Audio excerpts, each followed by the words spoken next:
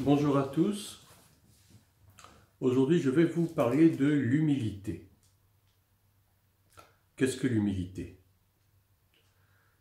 Pour commencer, je vous lis Proverbe 15 à partir du verset 31 jusqu'au verset 33. L'oreille attentive aux réprimandes qui mènent à la vie fait son séjour au milieu des sages. Celui qui rejette la correction méprise son âme, mais celui qui écoute la réprimande acquiert l'intelligence. La crainte de l'Éternel enseigne la sagesse, et l'humilité précède la gloire. L'humilité précède la gloire, et non pas l'inverse, bien entendu. Qu'est-ce que c'est que l'humilité? L'humilité, déjà, ça vient du mot latin humus, qui veut dire la terre, ou encore la boue, ou encore la glèbe. Dans la version originale hébraïque de la Torah, donc de la Bible, on emploie le mot glèbe. L'homme est tiré de la glèbe, l'homme est tiré de la terre. Adam, d'ailleurs c'est ce que signifie son nom, puisque ça vient de Adama qui veut dire la terre, et Dam qui veut dire le sang. Donc l'être humain, Adam c'est l'être humain, c'est pas un nom, c'est pas un prénom. Adam, l'être humain, est tiré de la terre. Donc je dirais l'humilité est en quelque sorte une vertu terrestre qui a trait à la terre, tandis que la gloire, elle, est une vertu qui vient du ciel, donc céleste. Et si nous nous souvenons bien du livre de Genèse, de Bereshit, le premier livre donc, qui parle de la création, Dieu a commencé par créer deux choses. La première, ce sont les cieux, ou encore les ciels, comme certaines traductions originales, version originale plutôt, et la deuxième chose qui a été créée, c'est la terre. C'est un petit peu ce qui nous concerne un peu en tant que chrétiens.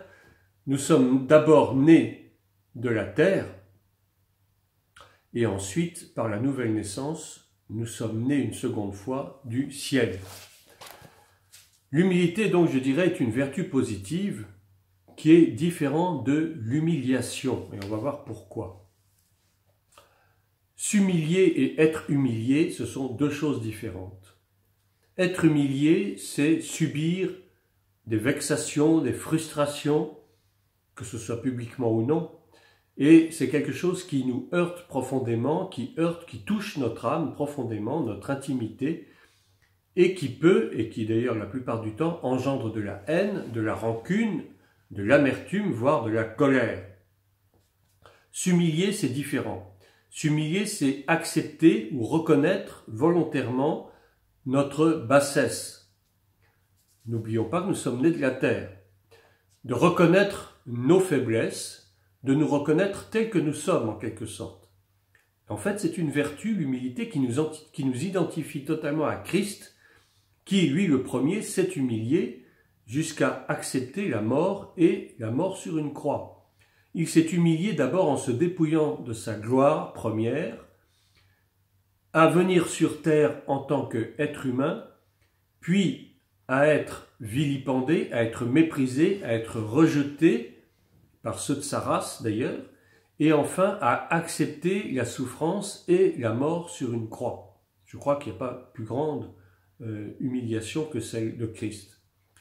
Il s'est dépouillé lui-même de sa gloire pour prendre notre condition d'homme, et ensuite, à cause de son obéissance et à cause surtout, je dirais plutôt grâce à cette humilité, il a retrouvé ensuite une gloire bien supérieure.